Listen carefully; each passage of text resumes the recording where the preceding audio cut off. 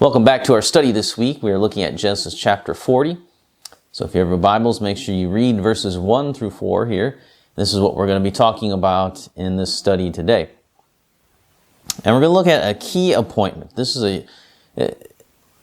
not really a turning point. There's like turning points in the life of Joseph. There's key things that have to happen and for the promise that was given to Joseph to come true. So we're going to see one of them here.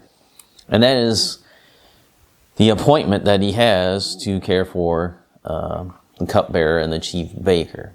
So sometime after the end of chapter 39, two officers of the Pharaoh do something which we're not told what they do, but they offended the king. They made the king angry. So the cupbearer and the chief baker did something to make the Pharaoh angry, and it rose to a level of deserving imprisonment. So both of these positions were ones of notoriety and importance, but that didn't exempt them from trouble, right? As Matthew Henry said, high places are slippery places. So the chief baker was just that. He was in charge of all the baked goods and confections for the palace. This job and the many different types of baked goods were displayed on monuments. We can see that even today in some of the monuments we discovered in Egypt. There's the baker. So there's also the chief cupbearer, and that was equally important. He not only brought the cup to Pharaoh, but he was in charge of ensuring that there was something to put in the cup, and that it was of high quality. When we look at the dreams that they have in the following verses, we see a description of their normal duties, where the baker's baking all these goods. He has these baskets that are full of goods. The cupbearer goes out, squeezes the grapes, puts them in there. Those are the normal jobs that they had. So these two men are thrown into prison, but not just any prison. He was placed into the custody of the captain of the guard, who we already know is Potiphar. And he puts him in the same prison that was attached to his house where he had put Joseph.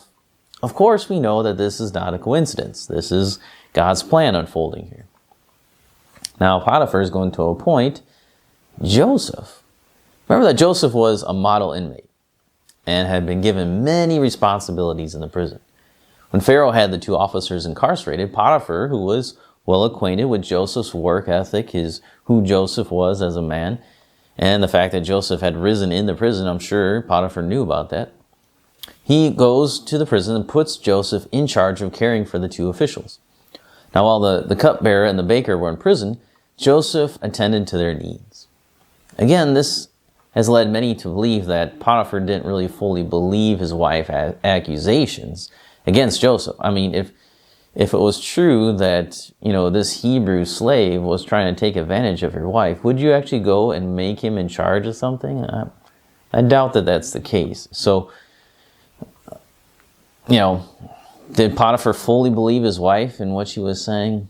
It's hard to see his actions after the fact compared to what she was accusing him of. So, yeah, it doesn't specifically say, but I think we can deduce here that he probably didn't actually fully believe in his wife and what she was saying. So, now, but, he couldn't prove Joseph's innocent either because, no one saw what happened. So, so he has to be in prison. This is how it is.